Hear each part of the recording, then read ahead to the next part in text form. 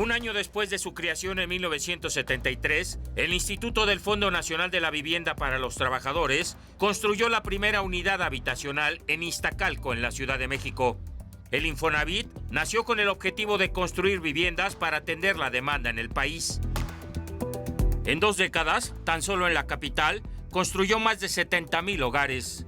En 1992 se reformó y dejó de construir casas para dar créditos. A la fecha, ha otorgado más de 12 millones.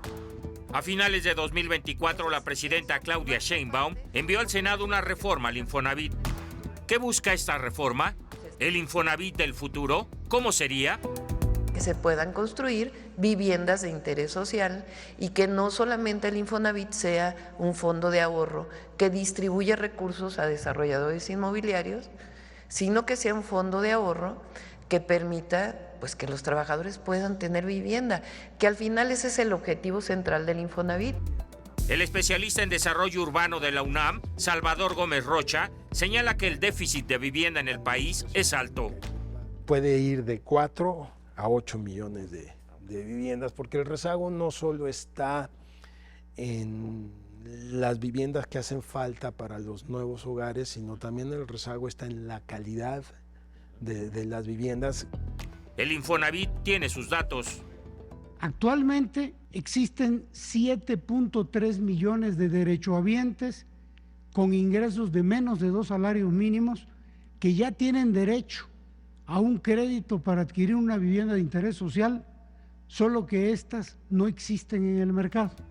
Lo más importante, preguntan los especialistas, es dónde se construirán las viviendas. El primer criterio para mí es la localización. La vivienda tiene que estar muy bien ubicada, muy cerca de los centros de trabajo, muy cerca de los equipamientos, y normalmente donde hay estas aglomeraciones, ¿no?, de trabajo, de equipamiento y demás, suelen ser las zonas más caras. Entonces es donde es muy difícil tener una vivienda asequible y en donde, desde mi perspectiva, también hay que aclarar eso. Pero hay más en esta reforma al Infonavit. Crea una empresa para la construcción de casas de interés social. Busca ofrecer renta de casas con opción a compra. Además, plantea que el director general del Infonavit sea nombrado por el Ejecutivo Federal y derecho a veto. El gobierno federal tenga mayoría en órganos de gobierno. Y un punto que ha llamado la atención, pueda disponer de los recursos del Fondo de Vivienda. En el Senado, Morena y sus aliados la aprobaron sin problema, pero la oposición lanzó la alerta. El artículo 42 establece que el gobierno, su gobierno, va a disponer, esa es la palabra que usa, del dinero de los trabajadores. Le llega a las trabajadoras y a los trabajadores el saldo de su Afore. Y en ese saldo hay una subcuenta de vivienda. Las subcuentas de vivienda de todos los trabajadores sumadas son 2 billones de pesos. El proceso legislativo se detuvo, ya no pasó en la Cámara de Diputados. El gobierno federal salió al paso y denunció corrupción dentro del Infonavit.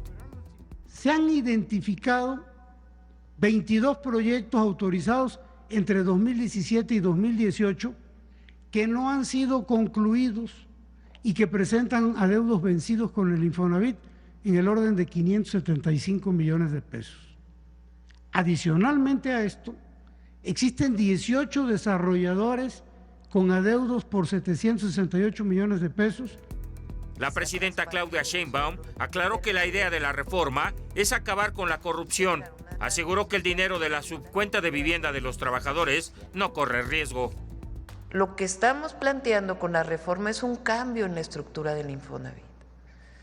Que sea transparente, que los trabajadores tengan la certeza de que están bien cuidados sus ahorros, que haya absoluta transparencia en la asignación de viviendas, en la asignación de créditos, y que tenga una estructura pues que permita un control y una auditoría.